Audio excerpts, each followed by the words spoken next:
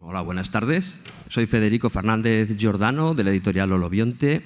Vengo aquí en calidad de moderador, en teoría, de la charla que tenemos hoy sobre Alien Times, que de hecho es muy adecuado porque hace unos días vi en los medios que alguien había vaticinado para el día de hoy una invasión planetaria que es hoy mismo, ¿no? Entonces es un día genial para celebrar este acto hoy, ¿no? Centrado en temporalidades y en los tiempos, como el título dice, las temporalidades aliens, que nuestros invitados Armen Avanesian y Federica Matelli nos van a explicar en profundidad. De hecho, nuestro invitado de Alemania de hoy, el Armen Avanesian, se define a sí mismo en las redes sociales y no sé si también en privado, se define como un hyperstitionist, que vendría a ser un hipersticionista. Esto es una especie de broma privada. Sin duda vamos a hablar de hipersticiones hoy, que son cierto tipo de temporalidades anómalas. Y en concreto la charla de Federica Matelli me consta que va a abordar esa cuestión. Y esto es un punto interesante de partida, porque si algo tienen interesante, o una de las cosas que tienen interesantes las hipersticiones, es que son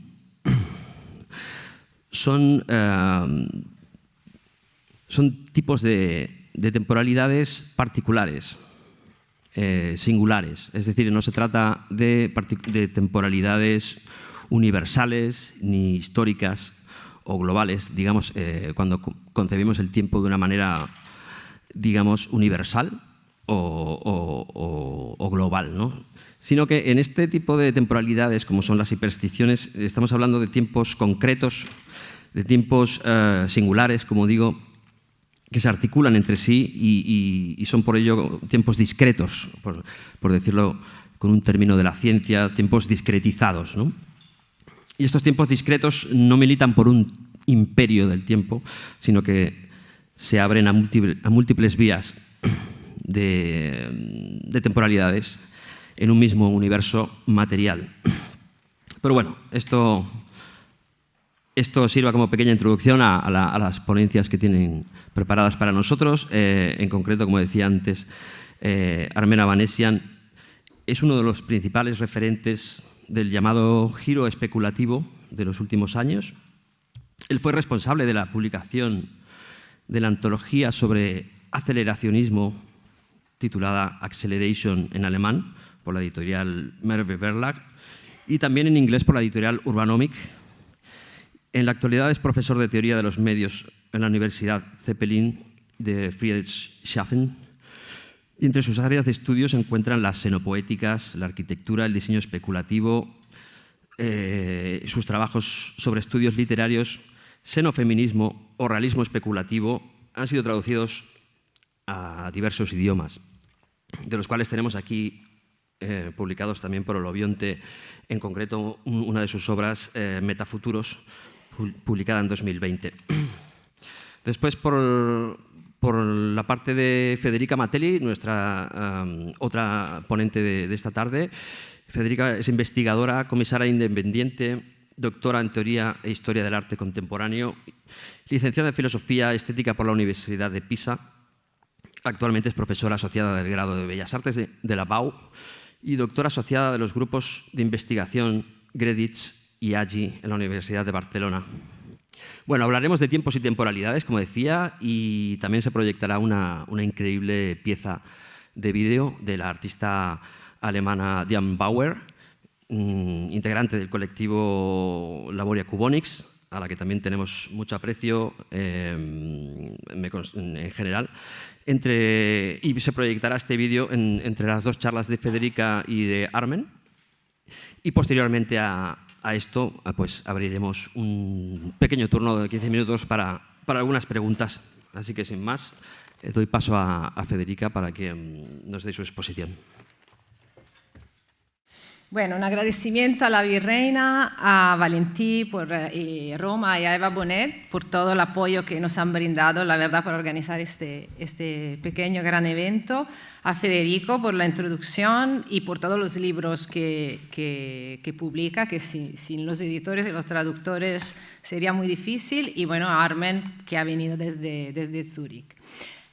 Mi charla quiere aportar una panorámica a una serie de conceptos y de conceptualizaciones del tiempo que han surgido en la actualidad y que contrastan con las distintas formas del tiempo y de la temporalidad, tanto de la época moderna como de la supuesta posmodernidad.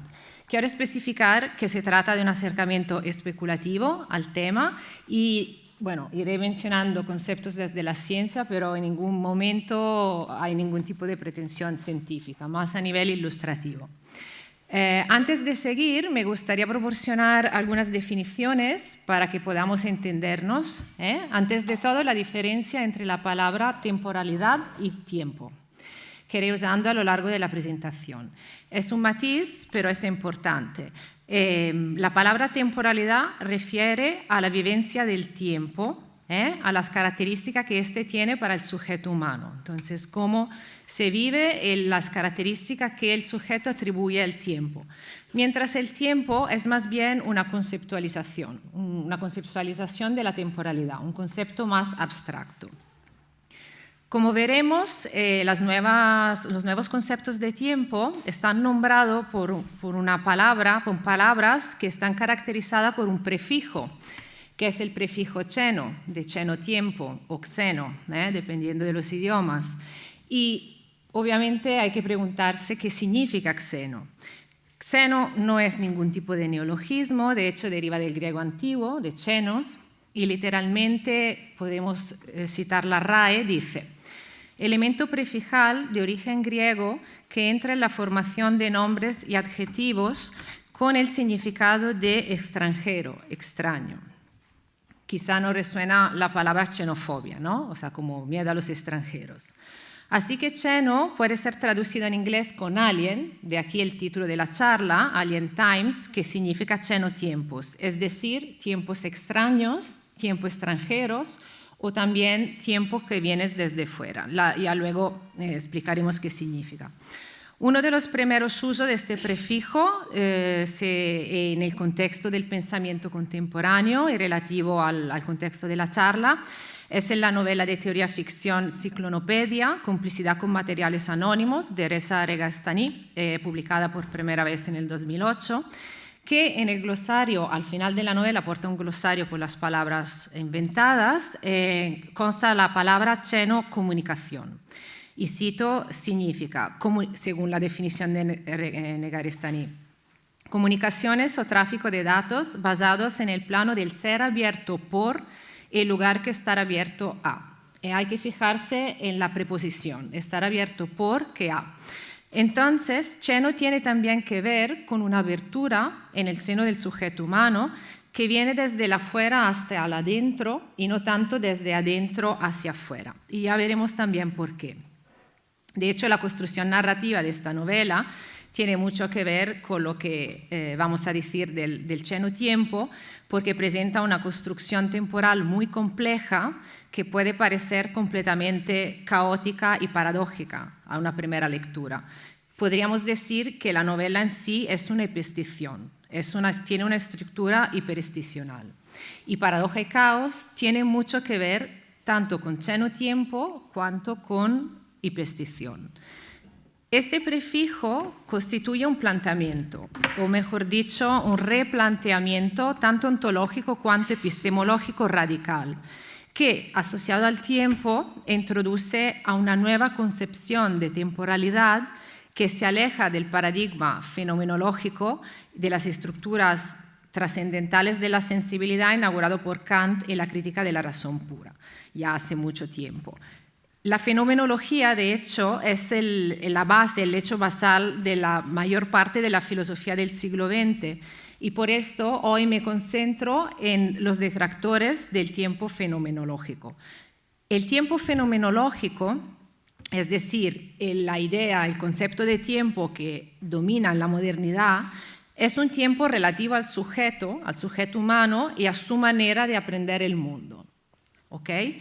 O, mejor dicho, usando la expresión nota de Quentin Milasseau, es un tiempo correlativo al sujeto. ¿Qué significa esto? Si seguimos este discurso, todo el saber que se construye a partir de esta convicción, incluido el saber propio del tiempo, es un saber subjetivo y construido desde esta perspectiva. Esto lleva a afirmar, dice Milasseau, que es ingenuo creer que podemos pensar algo haciendo abstracción del hecho de que siempre somos nosotros los que estamos pensándolo, por lo cual, aunque cabe alguna posibilidad de que exista un mundo interior a nuestra aprehensión, se abandona en la modernidad por parte de la fenomenología la empresa de conocerlo. O sea, se anula cualquier tipo de ontología, de especulación de la realidad, en favor de una total y omnipresente epistemología. En la filosofía moderna y posmoderna resulta entonces que la relación entre los términos es anterior a los propios elementos que une, o sea, al sujeto y al objeto. Y esto es evidente, por ejemplo, con las relaciones causales, las relaciones de causa-efecto que están en la base de las leyes naturales. Es una cuestión de lógica y de posición temporal de los términos. En las relaciones causales, la causa viene antes del efecto y el efecto sigue a la causa. Entonces, por consecuencia, es evidente que el argumento fuerte de Quentin Milasseau de crítica al correlacionismo moderno y contemporáneo y a esta lógica causal que está en su base será un argumento también temporal, un argumento que redefine el tiempo. Y me refiero a un tema específico que es el argumento del arquifósil que aporta en el primer capítulo de Después de la finitud y que plantea la existencia de un tiempo absoluto y profundo anterior a cualquier experiencia humana, en contra del tiempo fenomenológico. Okay. Tengo sed. Bueno, más allá de todo esto, es evidente que de todas formas no existe o no ha existido nunca una manera unívoca de pensar el tiempo. Sí ha existido una manera, digamos, hegemónica de entenderlo. Por ejemplo, es evidente el compromiso de la modernidad, por un lado, con esta idea de tiempo subjetivo y fenomenológico, y por el otro, obviamente, con el tiempo lineal y universal del progreso. Y esto porque, como dice también Amy Ireland, el tiempo no es simplemente una percepción, sino que nuestra sociedad tiene un valor político, social y económico. Os he traído algunos ejemplos de algunas figuras que hemos visto a lo largo de la historia que representan, que intentan esquematizar el tiempo, por ejemplo, el tiempo cíclico y lineal, cotidiano y premoderno. Entonces luego, el tiempo cíclico que convive con el tiempo lineal, que mira al futuro, propio de la historia universal y del progreso. Luego se había preparado una imagen de tiempo fenomenológico, que es representacional y proyectivo. Tiempo flujo, hemos tenido la definición del tiempo como flujo por parte de Bergson, retomada por Deleuze y Guattari.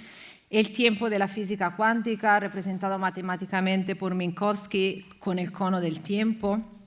Y el presentismo moderno, que es un tiempo que Jameson, por ejemplo, ha definido como puntilista, que a mí se representaría bien con un rizoma, no un rizoma de Deleuze, pero con la figura de rizoma.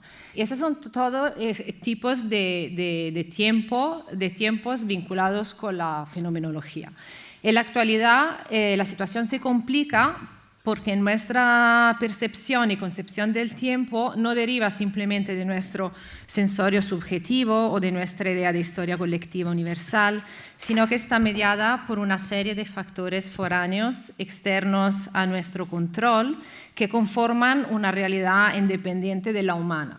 Diría ni siquiera transhumana ni posthumana, sino que totalmente inhumana y que nos invade y que tenemos dificultad en aprender. La experiencia de esta nueva temporalidad y la conceptualización del tiempo que deriva de ella no es directa y está constantemente mediada por la tecnología, de manera que parece que hay la urgencia de una cronotecnopolítica de este aspecto y también de herramientas para poder traducir esta nueva temporalidad constantemente mediada por la tecnología. Cuando el tiempo está mediado por la tecnología, presenta escalas distintas, desde la medición de un tiempo ancestral y absoluto, de un pasado en el cual nosotros éramos ausentes como especie, propio de las eras geológicas en términos de millones de años, o por ejemplo el tiempo de un universo exterior que excede largamente la escala humana, o el tiempo planetario del cual nos hablará Armen. Por ejemplo, en la actualidad parece que el límite absoluto de granulización del tiempo está fijado por la unidad del tiempo de Planck, que es un número impronunciable de muchísimos ceros, con un 5, 3, 9, 1, 2, 4 al final. Se trata de un metatiempo fuera de nuestra comprensión y de nuestra aprehensión y que nos sorprende. Además, la inteligencia artificial se está traduciendo en una inversión del orden entre pasado, presente y futuro. Todo esto pone en crisis la idea de que el único mundo que podemos conocer es el mundo que podemos experimentar. Todo esto confluye en la idea del xenotiempo, un tiempo totalmente inhumano. Diversos autores contemporáneos han desarrollado distintos esquemas o intentado expresar esta xenotemporalidad. Todos coinciden en que el tiempo no es algo único, sino que es un complejo. El xenotiempo entonces llamaría a una contingencia radical. Es una definición de la temporalidad que escapa a las constricciones y a las reglas cronológicas, tales como la ley de causalidad y la relación causa-efecto. El xenotiempo es entonces una anomalía. Está compuesto por desviaciones más o menos significantes de la norma temporal. Inhumanismo, materialismo especulativo, aceleracionismo, xenofeminismo producen un esquema temporal que es nexológico no causal, o sea, que no sigue la lógica de la causa-efecto, en los cuales toma protagonismo el futuro con respecto al presente. Es decir, el tiempo no va desde el pasado al presente al futuro, sino que la sensación del tiempo va del futuro, bueno, no la sensación del tiempo, el tiempo se construye desde el futuro hacia el presente. En una macroescala, el argumento que emancipa filosóficamente el tiempo desde el sujeto es el argumento del arquifósil y el tema de la datación de eventos anteriores a la aparición del ser humano en la Tierra. Hoy la ciencia experimental es capaz de producir enunciados sobre acontecimientos anteriores a la emergencia tanto de la vida como de la conciencia o del pensamiento humano, es decir, a toda forma de vida humana y de toda forma de relación con el mundo. Antes se operaba una datación basada en los estratos geológicos y ahora es posible operar una datación absoluta a partir de técnicas basadas en la velocidad constante de la desintegración de los núcleos radiactivos o, por ejemplo, para materia que viene fuera de nuestro planeta, en la ley de termoluminescencia. Esto significa y nos hace conscientes de que la temporalidad humana es solo una entre muchísimas otras que tienen escalas distintas y que el ser humano evidentemente no es el origen del tiempo. Ya Walter Benjamin nos había hecho notar en la tesis número 18 de las tesis sobre las filosofías de la historia que a pesar de la vocación del Homo sapiens a la eternidad, la vida del Homo sapiens en la Tierra corresponde solo a los últimos, sería como si la vida del universo fueran 24 horas, la vida del Homo sapiens correspondería a los últimos segundos del final de un día de 24 horas. Pero así es posible pensar y probar todo esto, es decir, probar un tiempo profundo, es decir, experimentar un pasado profundo sin humanos, también será posible pensar un futuro sin humanos. Entonces, este pensamiento hace asomar, hace acercar el espectro de la extinción de nuestra especie. Justamente en un tiempo como el nuestro, donde se habla de antropoceno o capitaloceno. Y no es difícil imaginar un tiempo post-antropoceno en el cual el planeta seguirá tranquilamente su curso sin nosotros. Y según yo, lo que cabe preguntarse es, ¿Existe realmente el final del tiempo, que sería el apocalipsis, o solo existe el final del tiempo humano, que sería la extinción? Y si existe una apocalipsis, ¿cómo podemos representarlo, cómo podemos pensarla, ya que no estaremos? Bueno, el tiempo ancestral no es el único tiempo inhumano. Sin ir tan en profundidad en el pasado y en el futuro, ya estamos rodeados de tiempos inhumanos en nuestra cotidianidad, de llenos tiempos producidos por la tecnología digital y por la relación que tiene el capitalismo con la tecnología de producción, que realmente invierte los términos y las secuencias entre pasado y futuro. La teleoplexia es un concepto del cual habla Nick Land. Se presenta como una anástrofe temporal que se realiza en el tecnocapitalismo, es decir, una inversión del tiempo y la forma de un nuevo tipo de pensamiento. Por si no lo recordamos, la anástrofe es una figura retórica que consiste en la inversión de los términos dentro de una frase, ¿no? En lugar de decir, por ejemplo, habéis oído, decimos oído habéis.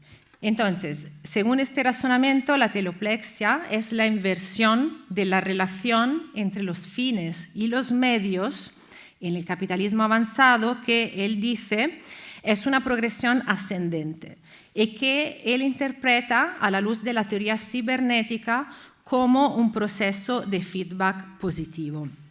Él, cito literalmente, Nick Land afirma, él dice: el capitalismo es un proceso ciberpositivo desterritorializador indetenible a largo plazo. O sea, es un sistema que se dispara y no se contiene hasta el colapso. Esto pasa porque en él, según Land, la herramienta, o sea, los medios de producción, es decir, la tecnología, devienen el fin mismo dentro del capitalismo. Esta situación generaría una nueva temporalidad que él define templexity y que corresponde a una complicación temporal que hace que el tiempo futuro determine el presente y no lo contrario, determinando una disociación temporal. Por eso Land afirma que el futuro nos determina. Esta temporalidad del capitalismo ciberpositivo se describe en términos de recursividad, autoproducción que causa la aceleración hasta la catástrofe. O sea, según esta visión del capitalismo, en cuanto sistema ciberpositivo que se alimenta a sí mismo, el capitalismo no constituye ya un vector, o sea, nunca ha constituido, pero no constituye un vector de progreso, sino que una espiral delirante que acelera cada vez más. Y desde esta idea de aceleración hacia el delirio deriva la palabra aceleracionismo, que no es una definición de Land en realidad, sino que de Benjamin Noyes. Así que deducimos que para estos autores la aceleración, el aceleracionismo, es la estructura temporal de la acumulación del capital y la forma que le representa es una espiral. La aceleración es tiempo tecnoeconómico y interviene desde fuera, desde la máquina capital, y por esto se puede considerar un lleno tiempo, que al mismo tiempo trae consigo una implosión del espacio de decisión humano y de pensamiento. Esto nos reconecta también con el concepto de time complex, formalizado por Armen Avanesian y Suhail Malik. Las formaciones sociales complejas como las nuestras, ellos nos explican, tienen infraestructuras tecnológicas cada vez más dependientes de la automatización, la robotización y los algoritmos. Y la siguiente pérdida de primacia humana se asocia en estas con un debilitamiento o pérdida de nuestro anclaje en el presente a través de una continua predicción, prevención y acción preventiva que está favorecida por el uso de los datos y de los algoritmos que procesan datos, e impuesta por la computación especulativa y la reclusión y la abducción a escalas distintas. Esto hace, por ejemplo, afirma Armen en un documental que es sobre la hiperstición, que el tiempo nos sorprenda. El tiempo nos sorprende cuando estamos sumergidos en estas relaciones temporales complejas. No es contradictorio pensar en un pasado que se extiende hasta el futuro o pensar en un futuro tan rápido que ya es obsoleto. Esto hace también que cambie el presente. Nuestro presente se vuelve asincrónico, siendo la sincronía un suceso que no tiene, es un evento que no tiene correspondencia temporal con otros eventos. Entonces voy a llegar a las últimas dos autoras que proporcionan dos figuras más de Cheno-tiempo, que son Amy Ireland y Diane Bauer. Amy Ireland, por su lado, desde la filosofía ficción y la literatura, porque es una escritora de cuentos weird, también publicada por Roll Bionte, en un ensayo titulado, que no es realmente un ensayo, es una serie de textos que escribió para una obra de arte, publicado en filosofía ficción. El título del ensayo es Secesionismo temporal. Afirma que las tecnologías del tiempo, que van desde los relojes a los calendarios a las máquinas digitales, son aprehensiones culturales de la temporalidad y que no son exentas, no son libres de supuestos políticos, metafísicos o ideológicos. Según Amy, el tiempo es una cuestión simbólica y de poder siempre. Los calendarios, si observamos los calendarios, ella dice, siempre presentan una discrepancia empírica entre la representación social del tiempo en determinadas sociedades y la vivencia del tiempo del sujeto humano, la temporalidad.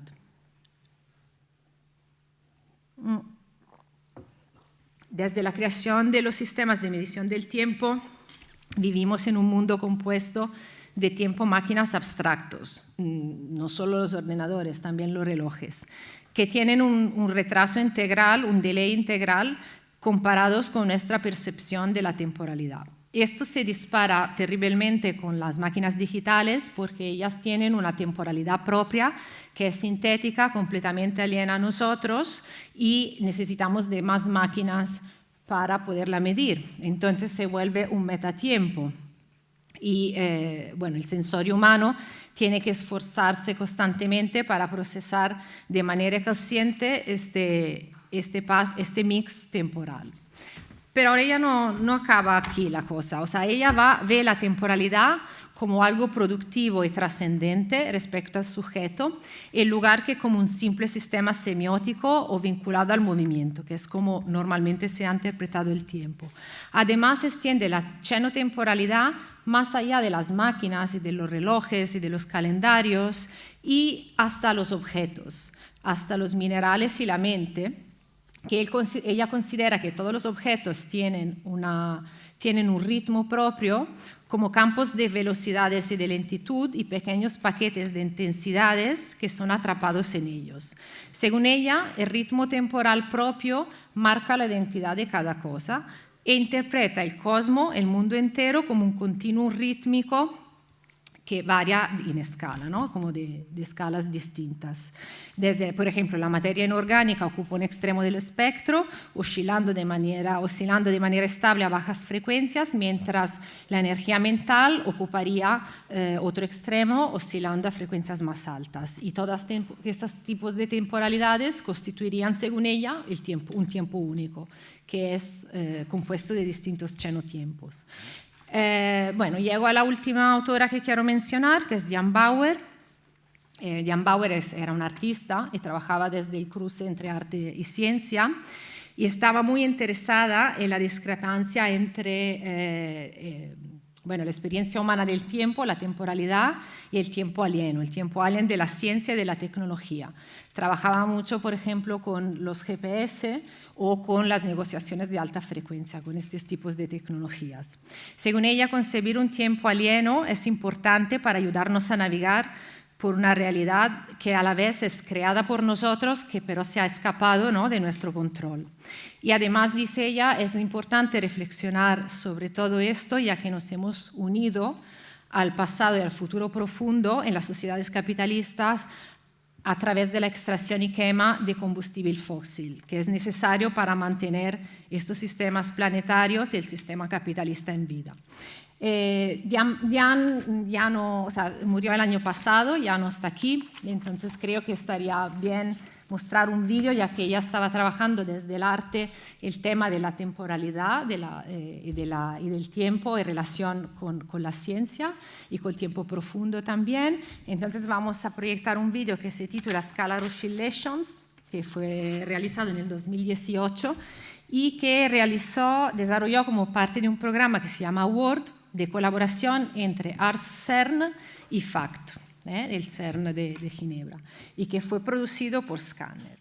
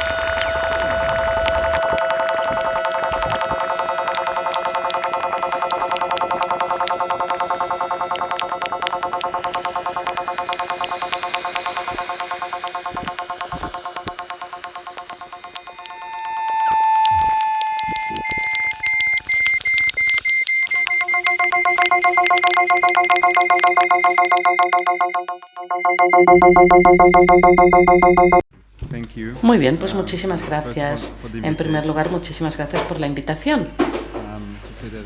Tanto a Federica, a Eva, a todo el mundo y a las pobres intérpretes, ya sé lo que les espera. Pero sí, muchísimas gracias porque es un placer. Como he dicho antes, me voy a saltar más o menos el tema relacionado con el tiempo complejo, también porque ya llevamos un poquito de retraso y la parte 2 y 3 de mi presentación serían muy largas. En cualquier caso, parte 2 trata de lo planetario y tiene un poquito de aspectos marcos filosóficos y astrobiológicos para la parte número 3, de la serialización a la hiperantización, con algunas observaciones relativas a lo que podríamos llamar un complejo planetario de tiempo. Y luego está la parte 4, que es una historia profunda biográfica con algunas consecuencias éticas y políticas. Esperemos a ver si tengo tiempo. Como han oído antes, la cuestión del complejo temporal nos ha interesado mucho, nos han interesado distintos vectores del tiempo, distintas direcciones del tiempo. Hoy en lo que quiero centrarme más es en una complejidad diferente, que es un poquito un choque de un concepto astrobiológico, un tiempo, con el tiempo biográfico. Y esto es lo que voy a llamar o sugerir que llamo un complejo planetario temporal. Bueno, pues vamos a saltarnos esto y vamos a pasar a la número 6, quizá. Me voy a saltar la primera parte y mi tema va a ser distintas temporalidades, un tiempo geológico, un tiempo profundo dentro de los tiempos individuales, o lo que Denberg llama entre el tiempo histórico y el tiempo experimental. No estamos acostumbrados a pensar o actuar de manera simultánea, y lo que se describe como un choque que evidentemente es totalmente erróneo. Quiero entender primero la existencia planetaria en sí, y entre este juego más complejo me gustaría entender también cómo funciona nuestro planeta o la propia planetariedad. No es una comprensión distinta del tiempo, sino el planeta en sí como una categoría temporal.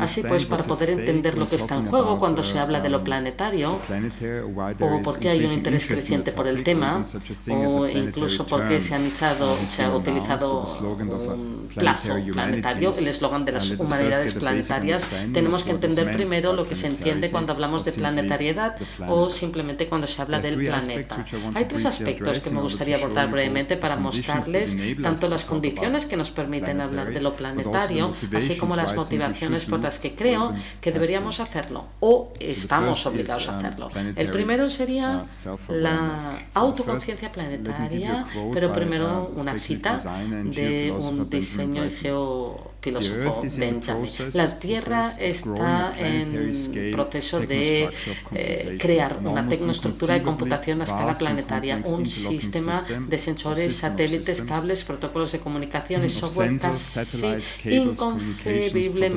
vasto y complejo. El desarrollo de esta estructura revela y profundiza nuestra condición fundamental de planetariedad, la autoconciencia tecnomediada de lo ineludible, de nuestra incrustación en un sistema biogeoquímico que abarca toda la Tierra y que además está sufriendo graves alteraciones respecto a la relativa estabilidad de los 10 milenios anteriores. Fin de la cita.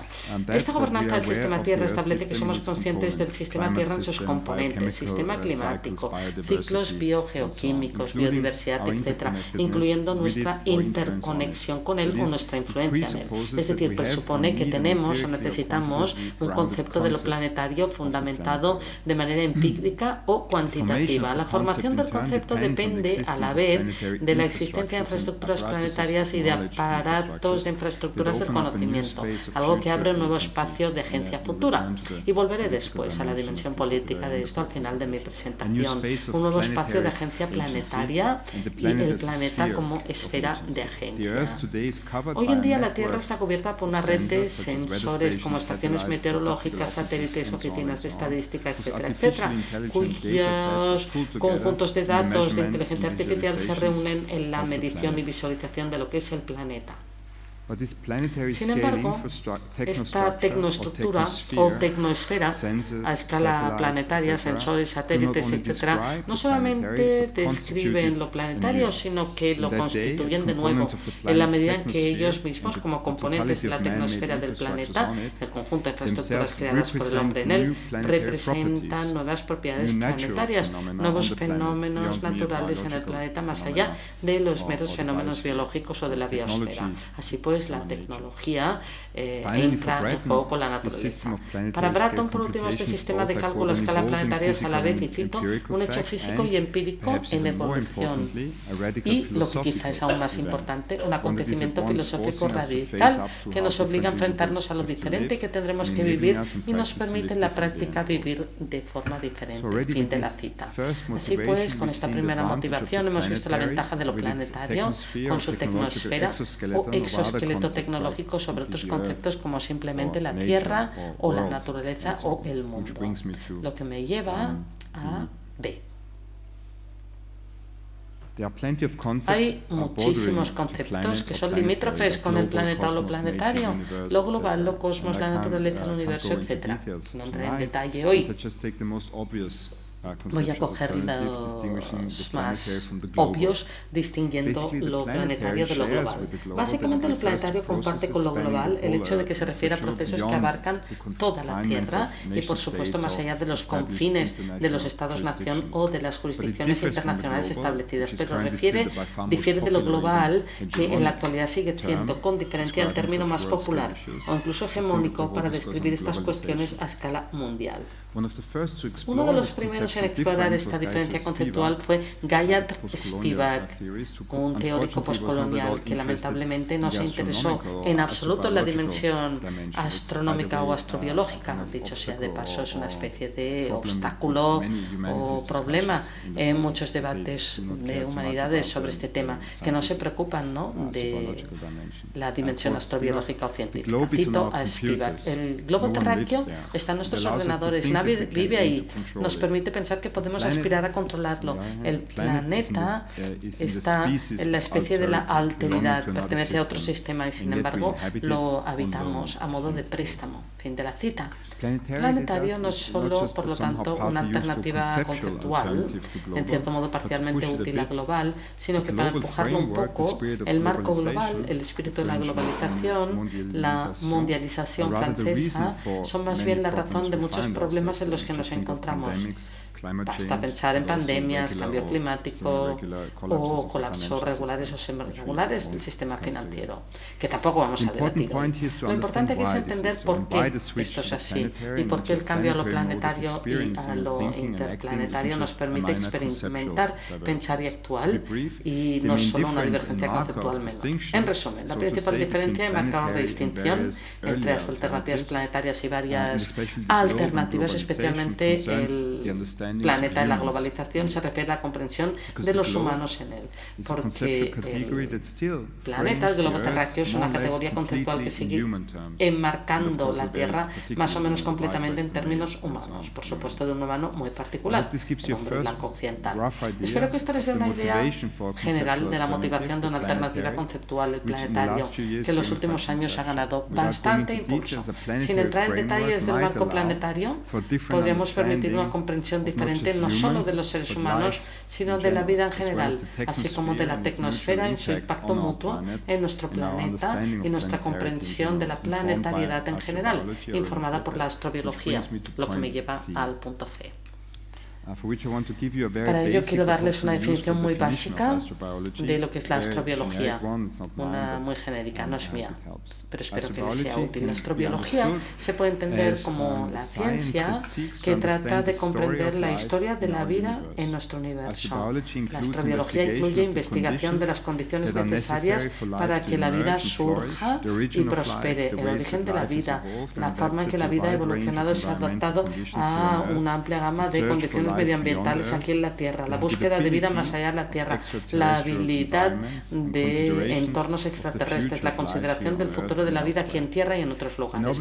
Obviamente, esta nueva disciplina requiere conocimiento de un buen número de campos o disciplinas científicas, como la física, la química, la biología, y a través de áreas científicas muy amplias como la astronomía, la geología, la microbiología, oceanografía, etc.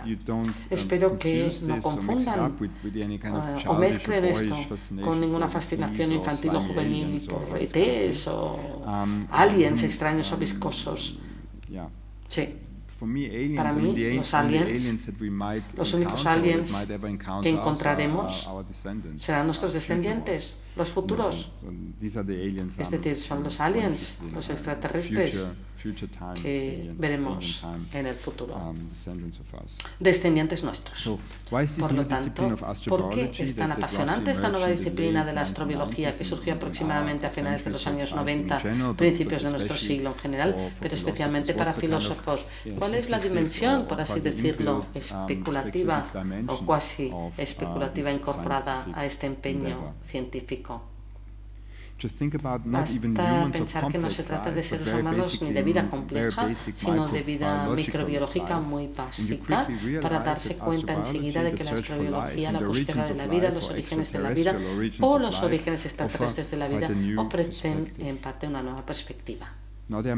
Sin embargo, hay muchos aspectos o características de la vida, como por ejemplo la estructura ordenada, la reproducción, el crecimiento, el uso de la energía o la adaptabilidad o la respuesta a un entorno determinado o a presiones externas. A mí me gusta mucho, ¿no?, la llamada definición de la vida de la NASA de 1994 por su brevedad.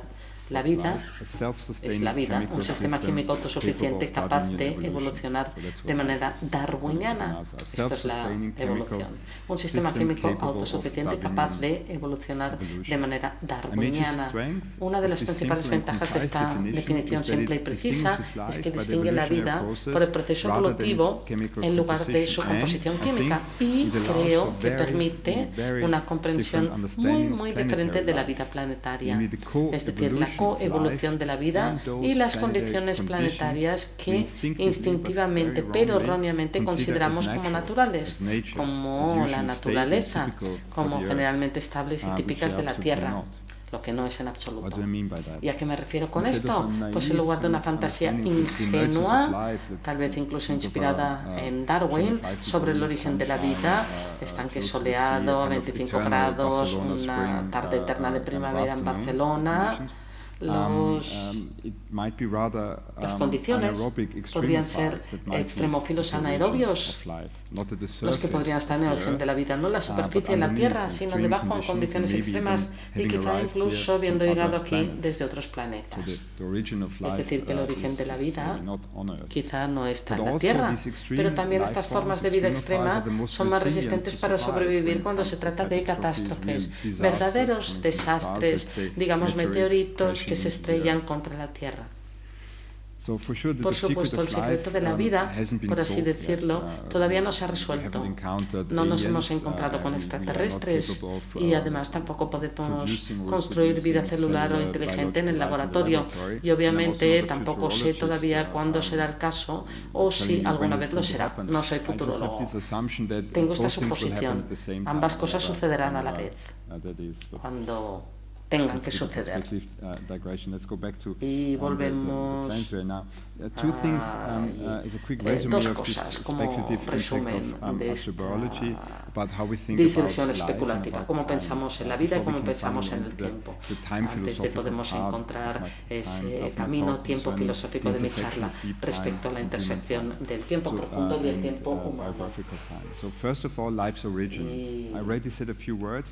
Y me gustaría referir referirme a la hipótesis de la transespermia, llamada así por los científicos. No se trata de algo inspirado en Don Haraway de la Universidad de Columbia. La vida podría tener orígenes extraterrestres, siendo a la vez más común o frecuente en el universo, a la vez que extremadamente rara cuando consideramos la vida compleja. En segundo lugar, y muy importante, la vida en nuestro planeta han coevolucionado. La vida, la inteligencia o incluso la tecnosfera son, por raras que sean, características habituales y, por así decirlo, naturales de los planetas. Y me parece que es un poquito pronto, pero me gustaría quedarme. Desde un punto de vista astrobiológico, la pluricelularidad de las civilizaciones inteligentes o de los cinturones o las cintas de satélites son todos rasgos planetarios regulares, aunque no frecuentes. Esta es una tabla de Smith y Submarine. Podemos entender a través de ella el pensamiento, la inteligencia como un proceso colectivo transgeneracional y el actual intelecto general como catalizador para el desarrollo de la historia natural de nuestro planeta. Esto también significa que los planetas producen inteligencia y siempre han estado preparados para ello. Hoy sabemos que el conocimiento pertenece a nuestro planeta y lo sabemos en retrospectiva, después de 300.000 años de historia del Homo sapiens, o no sé cuánto hace, otros 300.000 años que tenemos por delante, que seguramente habrán hecho nuestro planeta pues apenas reconocible desde nuestro punto de vista. Esto plantea la siguiente cuestión, que si la artificialización de la inteligencia, la aparición de la computación y la inteligencia artificial y el exoesqueleto planetario forman parte de una novena transición evolutiva. Bueno, supongo que solo los futuros alienígenas, en otros tiempos alienígenas diferentes, podrán decidir retroactivamente. Después de esta charla sobre inteligencia y vida inteligente, volvamos ahora a la Tierra. Si recuerdan, me he referido a una nueva comprensión planetaria de cómo los humanos se relacionan con el planeta, con otros seres vivos y entidades tecnológicas, lo que implica también lo contrario, lo que Bruno Latour en uno de los últimos textos trata de conceptualizar como terrestre. Nuestro entorno local, nuestro Umwelt, la Tierra, no es una entidad pasiva, no histórica, no tecnológica o una naturaleza opuesta a nuestra cultura humana. No actuamos sobre el telón de fondo de una naturaleza inmutable y pasiva, sino que habitamos un planeta que en sí mismo es un agente activo. Desde al menos el llamado gran evento de oxigenación hace 2.400 millones de años, la vida y más tarde la vida humana no es un observador externo, sino parte de una interacción planetaria, por así decirlo. Estamos, y básicamente todas las formas de vida están afectando el equilibrio energético en la superficie de la vida, lo que resulta en la transición de nuestro planeta hacia una nueva etapa. La humanidad no actúa contra el telón de fondo de una naturaleza inmutable, está profundamente entretejida en su propio tejido, dando forma a su futuro inminente y lejano.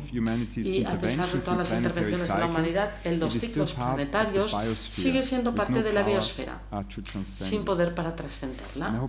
Espero que haya quedado claro en qué se diferencia también del concepto que está tan de moda del antropoceno, que solo entiende a los humanos como agentes geológicos, o el capitaloceno, que solo entiende a los capitalistas occidentales como tales.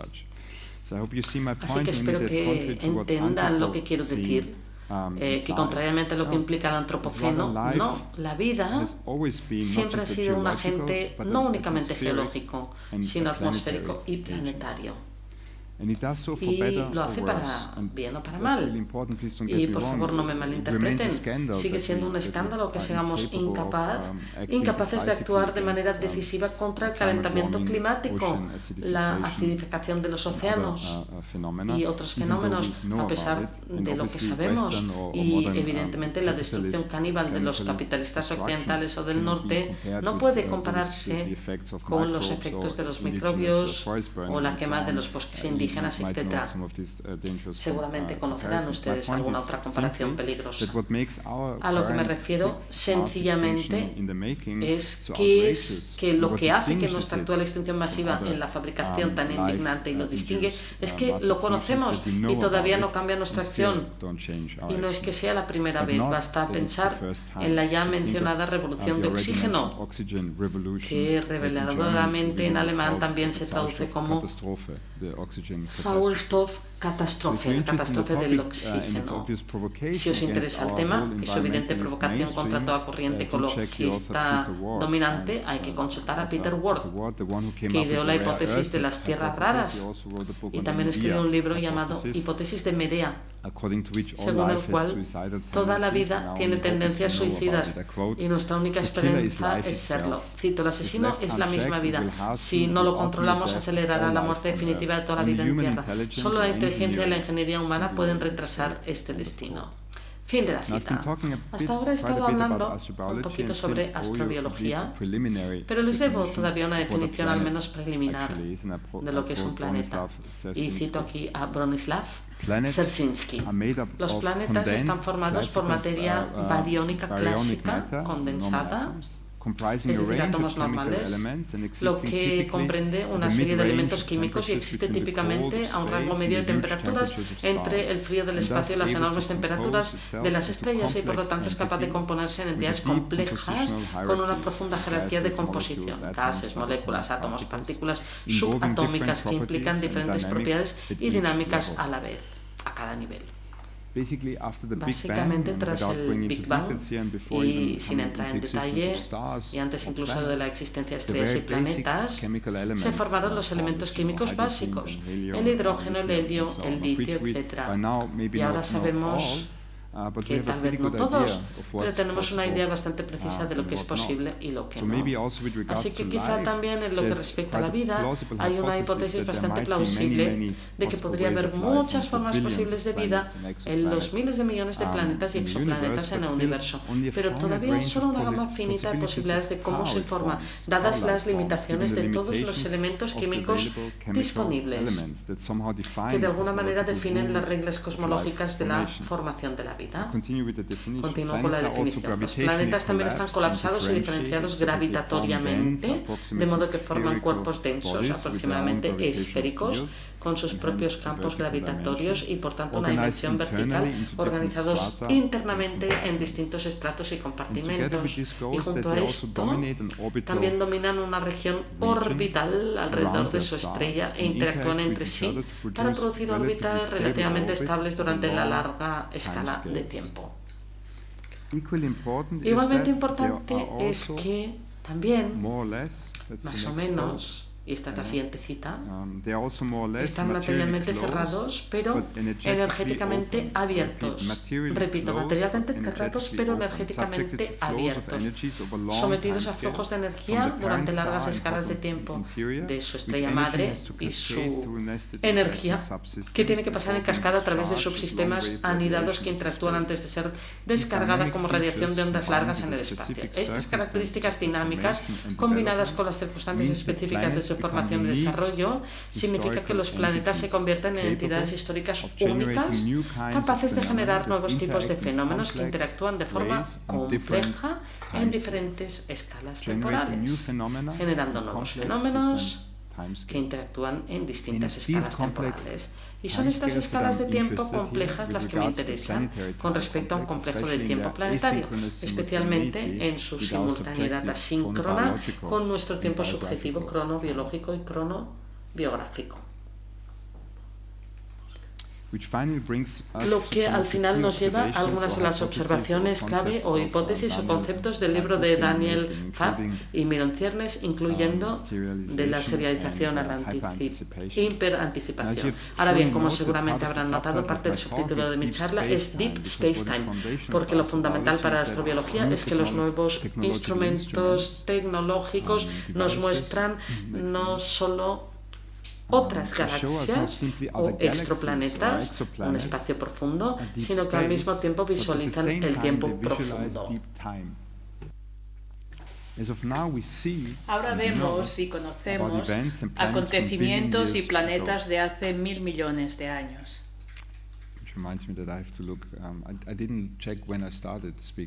No he comprobado cuando empecé a hablar, así que Eva ya me indicarás cuando debo terminar. Próxima imagen.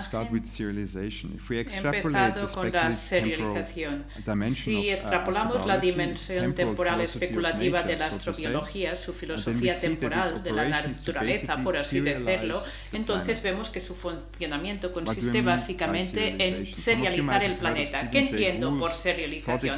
Algunos de ustedes habrán oído hablar del experimento mental de Stephen Gould en su libro Wonderful Life, y cito, llamo a este experimento reproducir la cinta de la vida. Se pulsa el botón de rebobinado y asegurándose de borrar completamente todo lo que realmente ocurrió, se retrocede a cualquier momento y lugar del pasado, digamos el Cámbrico medio, hace unos 500 millones de años. Luego se vuelve a poner la cinta y se comprueba si la repetición se parece en algo a la original. Fin de cita.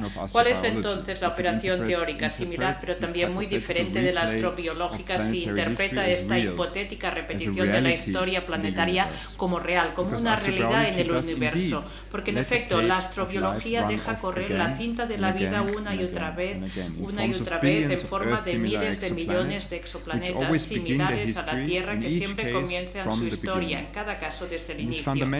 Esta equivalencia fundamental se basa en el llamado principio copernicano.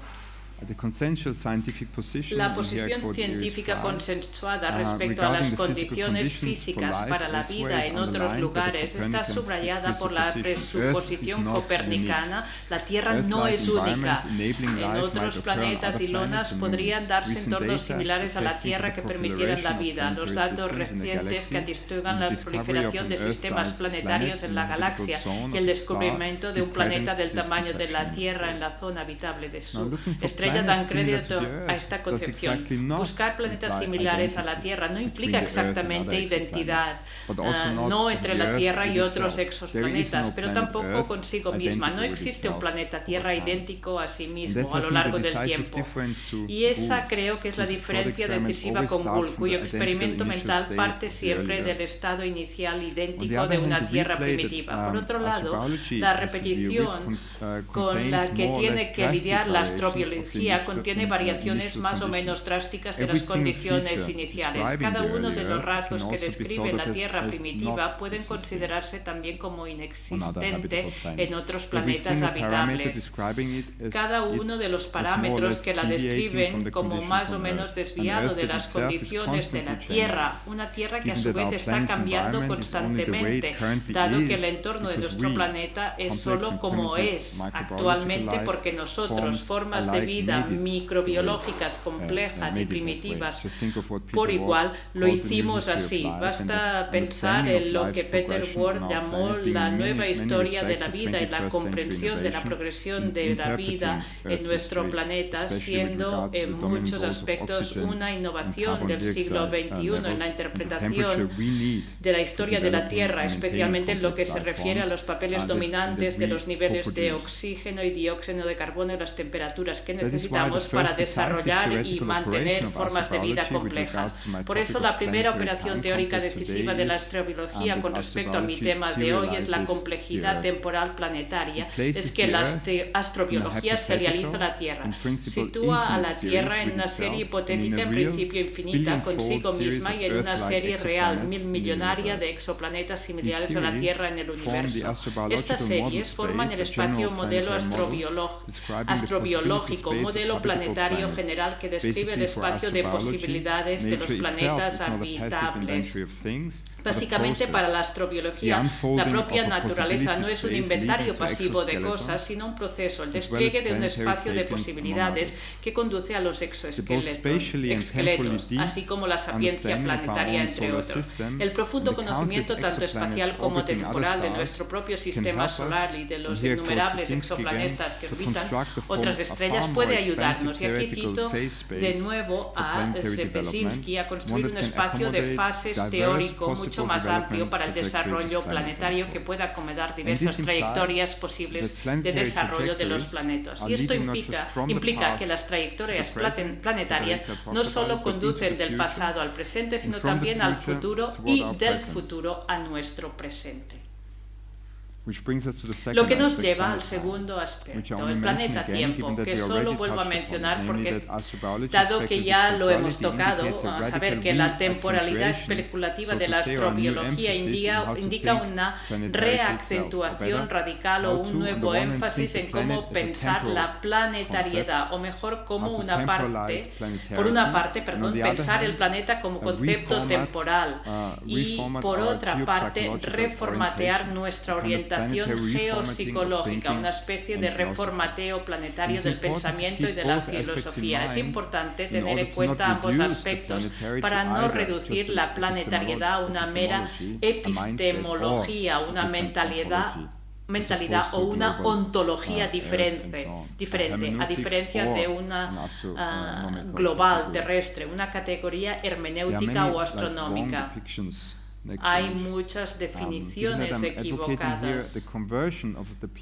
Aquí defiendo la conversión, dado que defiendo la conversión de lo planetario de un concepto meramente espacial a uno temporal, recordemos las representaciones habituales del planeta, las representaciones artísticas de planetas de distintos tipos que los colocan unos junto a otros como canicas de distintos colores, transmiten una imagen errónea de los planetas inanimados. Sin embargo, para la astrobiología, los planetas no son tanto trozos de materia como procesos temporales. Su gestaltness no reside simplemente en su naturaleza material y configuración espacial, sino en su procesualidad. Un planeta es su devenir. Los planetas son firmas temporales.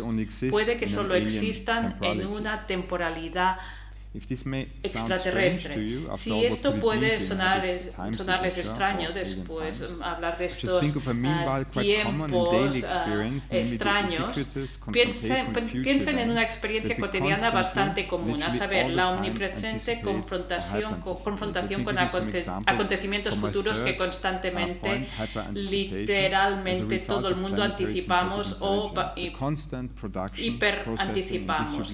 Permítanme darles algunos ejemplos de mi tercer punto, hiperanticipación, como resultado de la inteligencia sintética del planeta, la constante producción, procesamiento y distribución de información planetaria futura.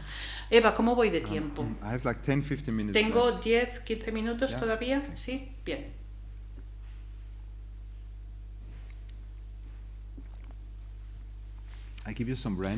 Voy a dar algunas estimaciones aleatorias o no tan aleatorias, todas citas de fuentes totalmente diferentes, que todas contradicen una especie de pesimismo hegemónico, disastrofilia apocalíptica, como si nuestro planeta se estuviera volviendo rápidamente inhabitable.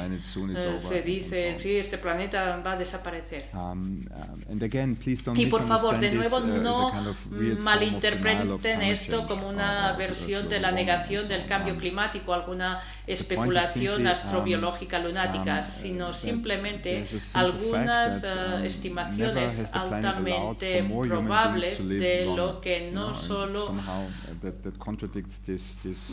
poetas han dicho. Hay un pesimismo cósmico y voy a mencionar algunas citas. La población mundial habrá alcanzado su máximo en 2064 con 9.700 millones de personas. Hoy tenemos 8.000. En 2030, otros 1.900 millones de personas formarán parte de la clase media mundial. Actualmente hay 5.300 millones. En 2050, más del doble de la población mundial vivirá en ciudades. Ahora, en 2007 era 50%. El PIB mundial se habrá más que duplicado en 2050. La producción agrícola necesaria se habrá duplicado en 2050, entre otras cosas porque entre 2010 y 2050 el consumo mundial de carne y otros lácteos va camino de aumentar casi un 70%, y el de carne de vacuno más de un 80%. El consumo mundial de energía crecerá casi un 50% entre 2018 y 2050. La mayor parte de este crecimiento procede de países que no pertenecen a la OCDE. La esperanza de vida media de las personas nacidas en 2070 será de 79 años frente a los 73 actuales. Incluso si todas las naciones que forman parte del Acuerdo de París ratifican sus compromisos, el calentamiento seguiría alcanzando entre 2,6 y 3,1 grados Celsius en 2100, y así sucesivamente. Cada día leemos este tipo de estadísticas e informaciones. En otras palabras, estos nuevos modelos son constitutivamente temporales y constituyen el planeta en su temporalidad. Y también como firma temporal.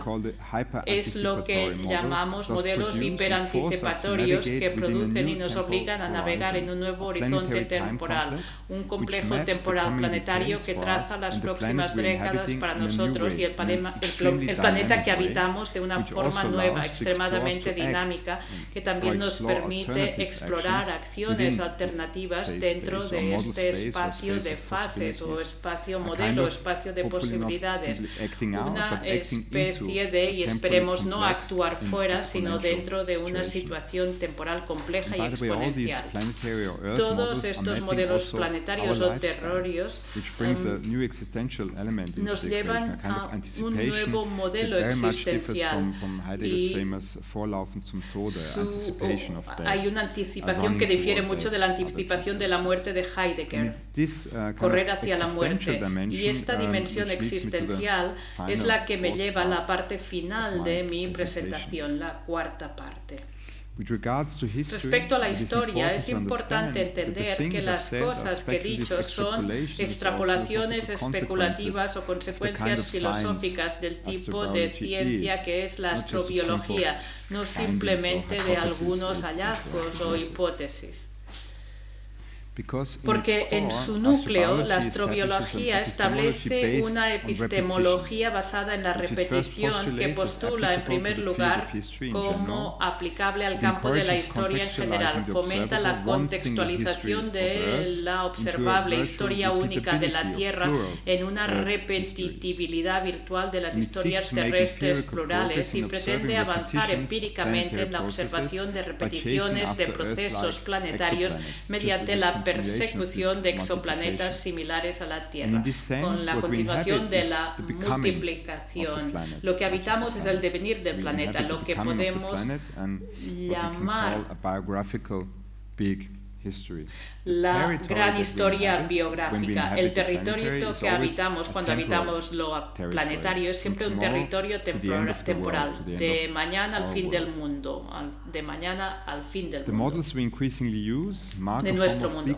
Los modelos que utilizamos cada vez más marcan una forma de previsión asistida por los Big Data que es completamente nueva para nuestra especie, tanto por su calidad como por su ubicuidad, y que revela una disposición de hiperanticipación en la que el nicho temporal se amplía de la referencia a días, mañanas, semanas, años en el futuro, como he dicho antes.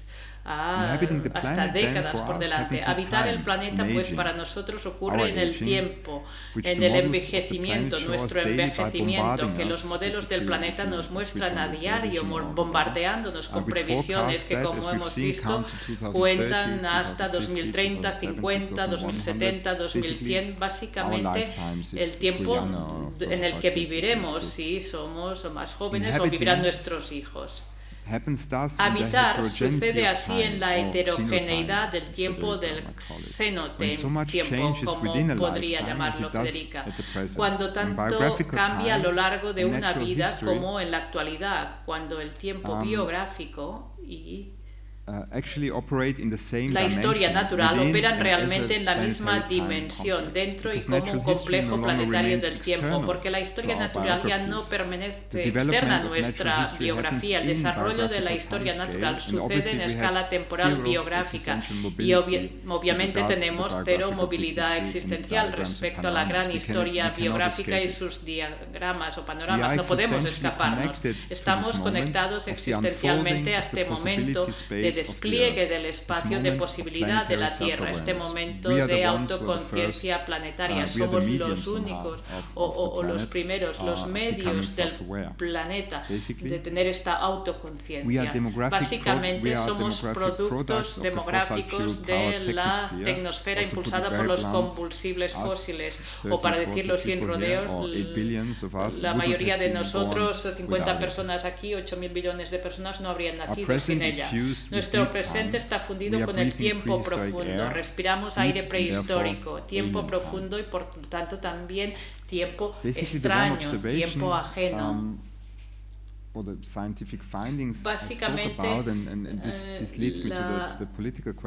voy a hablar ahora de las observaciones políticas y todos estos hallazgos en astrobiología son los hallazgos filosóficos y científicos de los que hablé hoy, tienen un impacto geológico y se pueden ver en trabajos científicos que ha mencionado Federica, han abierto esta historia durante nuestra vida, dentro de nuestro tiempo de vida, en los últimos 25 o 50 años. La mayoría de los escenarios dramáticos que he presentado aquí han ocurrido en 25 o 50 años, lo que subraya una vez más que el complejo temporal planetario del que estoy hablando hoy es un esbozo preliminar y se correlaciona con una historia biográfica profunda o grande que es un fenómeno nuevo para nuestras generaciones. Y es esta novedad la que también explica en parte las enormes dificultades que tenemos para abrazarla culturalmente y utilizar el potencial para una política progresista que reside en la computación y la ingeniería a escala planetaria, todas las posibilidades que nos ofrece. Voy a terminar con algunas reflexiones sobre el progreso y el futuro de la computación a escala planetaria. Una idea central de la astrobiología es que el producto de la generación empírica y la visualización del planeta son modelos en todas las categorías posibles de descripción: el desarrollo climático del planeta, su desarrollo demográfico y económico, su biodiversidad y un sinfín de otros. Y estos modelos tienen en común una dimensión temporal, porque modelar el planeta es modelar su futuro. La computación a escala planetaria nos hace más transparente el futuro del planeta como espacio de acción. Una gubernamentalidad política y económica planetaria en sentido positivo, es decir, más allá del uso de modelos solo en consultorías de gestión y empresas globales, como parece ser el caso actualmente, tal política planetaria en el sentido de una nueva economía planificada en lo planetario sigue siendo a día de hoy completamente confusa o prácticamente imposible. La incapacidad colectiva para responder anticipadamente al calentamiento global con la ayuda de excelentes modelos climáticos demuestra que la hiperanticipación no es actualmente una realidad política, es una realidad tecnológica pero no política.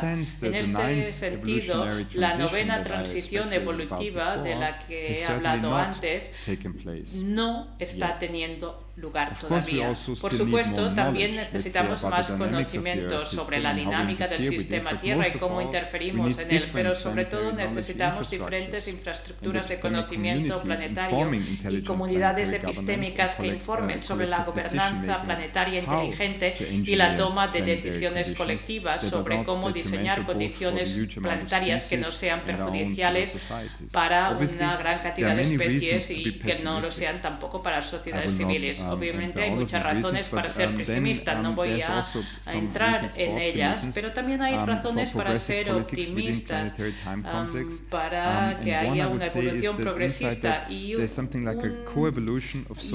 de estas consecuencias positivas es la comprensión de la coevolución de las estructuras sociales y mentales que con respecto a lo planetario tenemos que expandir al planeta o al sistema terrestre en sí sí mismo, con todos los datos artificialmente producidos y procesados. Exige un replanteamiento y reconstrucción de las infraestructuras del conocimiento de la modernidad, con lo que Tobias Ries describió como su anticuada distinción tajante entre lo humano, lo natural y lo técnico como entidades supuestamente separadas. Una política planetaria compleja, temporal, tendrá que incorporar la conciencia de la historia natural antropogénica como parte de la evolución, sabiendo que esta evolución no es simplemente biológica, sino cultural y tecnológica. Me gustaría destacar que los procesos de evolución han funcionado a ciegas, sin conocimiento del futuro, y es esta ceguera e ignorancia justamente lo que tendrá que cambiar dentro de una política planetaria progresista. Queramos o no, el mencionado dispositivo de hiperanticipación tendrá que dirigir nuestras acciones futuras. Solo entonces podremos ser capaces de responder a la pregunta ligeramente diabólica o provocadora que planteó Bratton. ¿Qué futuro deberíamos producir para que el pasado mereciera la pena? Lo que podemos decir, sin embargo, es que con nosotros, o a través de nosotros, con nosotros comprendiendo el tiempo planetario profundo y lo planetario, el planeta está tomando conciencia de sí mismo. Ahora comprendemos el tiempo profundo o la huella temporal profunda de todo lo que la vida hace y produce, incluido el complejo temporal planetario. Muchas gracias por su atención.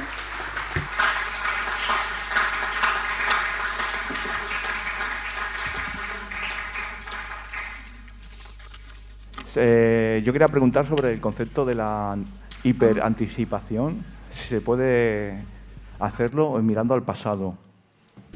Si he entendido bien su pregunta, para simplificarlo, yo diría que todavía no lo he pensado. Por lo tanto, no. Y me interesa más, o intento extrapolar el concepto como un concepto muy nuevo y como especies, pero siempre estamos mapeando nuestro entorno, incluyendo lo que puede suceder a continuación. Y eso desencadena un poquito el desarrollo evolucionario, es decir, la producción de conocimiento, formas de vida en relación a ello. Lo que llamo hiperanticipación es algo que no trata solamente de un fenómeno biológico, sino de nosotros siendo híbridos con la inteligencia artificial, teniendo distintas fuentes de conocimiento y siendo bombardeados no solamente con suposiciones sobre el futuro, cómo estaremos el año que viene, este tipo de cosas, o cómo esto otro se va a desarrollar, y hemos pensado distintos modelos y a veces eso se fuerzan a la realidad, este tipo de elemento de percepción. Y en muchos casos me gusta básicamente producir datos objetivos, y esto es algo que yo diría que es nuevo. Pero puedes demostrar que me equivoco y estaré contento, bueno, semi-contento. Así es como funciona la ciencia, si tienes buenos ejemplos. Bueno, sí, yo tengo una teoría que de alguna manera...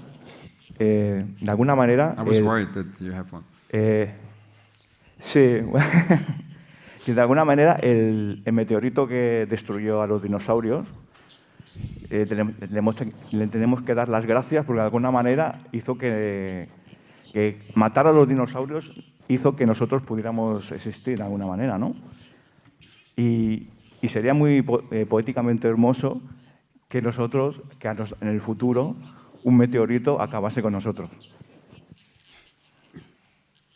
Ahí lo dejo. Visiones apocalípticas.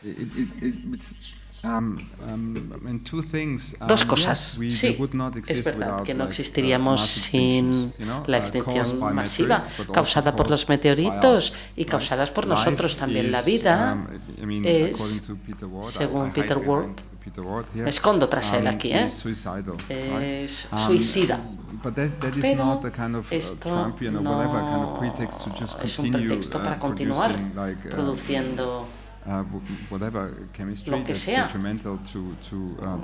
químico, que es dañino para nuestra especie o nuestras especies, sino que más bien se trata de una situación única que conocemos y esta es la única oportunidad que tenemos para actuar en su contra. Esto significa abandonar una especie de idea medioambiental como que tenemos que volver a la naturaleza o lo que sea, un planeta que esté equilibrado, este tipo de cosas. Esta es una cosa que podemos decir sobre los dinosaurios también.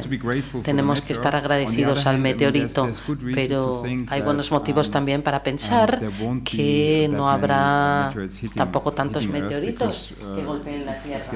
La Tierra estaría mejor con los dinosaurios. Cada vez hay menos y menos, ¿no? Menos y menos. Menos probable. La Tierra estaría mejor con los dinosaurios que con la raza humana, porque nosotros vamos a matar a la Tierra. Con los dinosaurios la Tierra era feliz. No creo que la Tierra, el planeta no estaba contento con los dinosaurios o con nosotros. No somos tan importantes. La vida continuará con o sin nosotros. Estoy contento si es con nosotros y muchas otras especies, pero no es que el planeta o la Tierra esté insatisfecho ahora debido a nosotros. No creo que sea así. No nos tomemos tan en serio. A lo mejor nos extinguimos, pero no somos lo suficientemente fuertes para crear descontento en el planeta. No sé si podemos pasar a alguna cuestión más planteada desde por aquí. Mira, Andreu tiene una pregunta por allí, sí. Hello, Arben, thank you for your presentation. Arben, gracias por tu presentación. Ha sido súper interesante. Tengo una pregunta obvia, quizá, respecto a esta gran perspectiva de régimen hiperanticipatorio que estás proponiendo.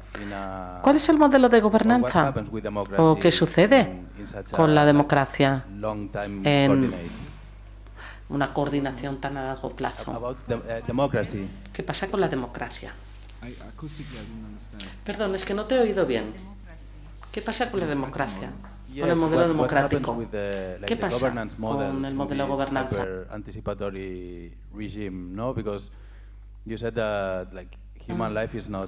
La vida humana quizá no es tan importante, en cierto modo. Y no, yo no he dicho, bueno, espero no haber dicho que la vida humana no es importante, no deberíamos tomarnos tan en serio. La cuestión de la democracia es algo que, bueno, estaba apuntando un poquito a eso, ¿no? No está claro todavía si seremos capaces o no de utilizar esta autoconciencia planetaria, utilizar todos estos datos y esta información de un modo democrático. Tenemos algunas ideas acerca de cómo trabajar con el clima, pero ¿según qué criterio? ¿Disparar algo al aire o tirar algo al océano para que haya cambios significativos? Sí, ¿no? ¿Por qué? ¿Y qué impacto tiene eso si lo hacemos aquí, en este continente o en este otro? ¿Quién decide este tipo de cuestiones? No se trata de cuestiones científicas o tecnológicas.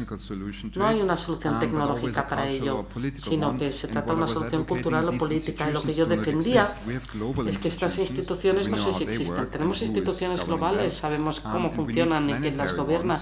Necesitamos soluciones planetarias y no solamente a partir de un concepto distinto, sino que tenemos que entender que estamos en un contexto más amplio, más que en un contexto de globalización internacional. Para mí es una pregunta abierta. Hablo de comunidades científicas y distintas infraestructuras. Tenemos este exoesqueleto que produce mucho, pero ¿cuál será la democracia inteligente?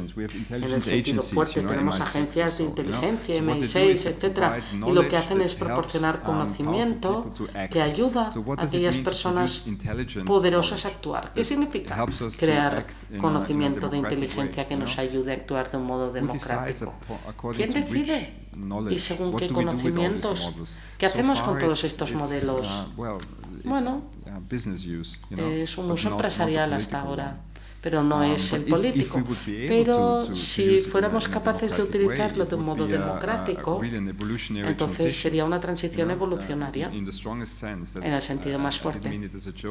Y no es un chiste, cuando he hablado del número 9. Muchas gracias. Hasta aquí no hemos llegado. No podemos seguir. ¿Una más o no? Bueno, yo creo que ya estamos pasadísimos de tiempo, ¿no? Yo creo que ya ha habido preguntas suficientes. ¿Una más? Bueno, tenemos tiempo.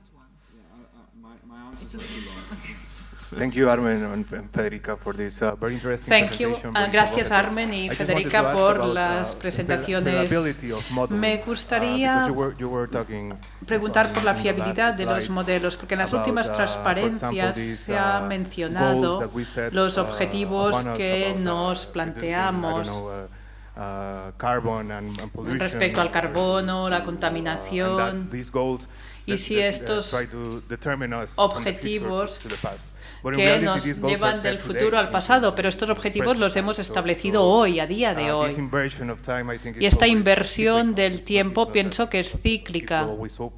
No está siempre abierta del futuro al pasado o al presente ahora.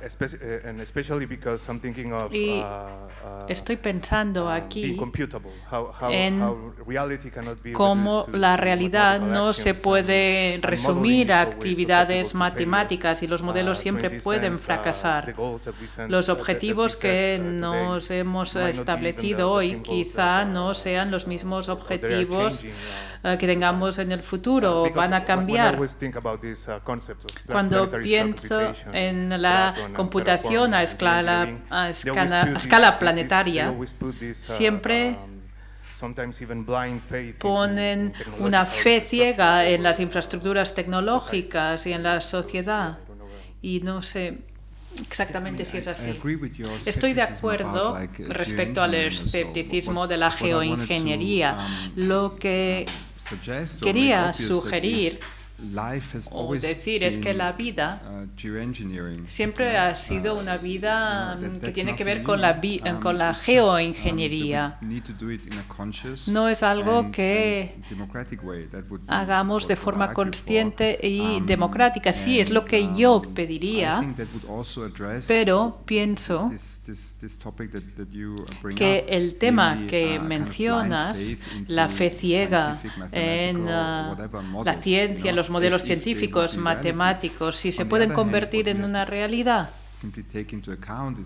debemos tener en cuenta que no solo producimos o programamos algo y que por el hecho de programarlo, bueno, o lleguemos a los miles de millones de personas que hemos predecido. Nadie está programando esto, pero ¿cómo actuamos al tener este conocimiento? ¿Qué hacemos con este conocimiento? Y como sociedades somos incapaces de integrar esto en nuestra acción, en un sistema político distinto. Es algo ya en la democracia griega existía y la democracia nos pide hacer algo muy distinto a lo que estamos haciendo. Ahora sí, creo que ya podemos dar fin a esta reunión. Muchísimas gracias.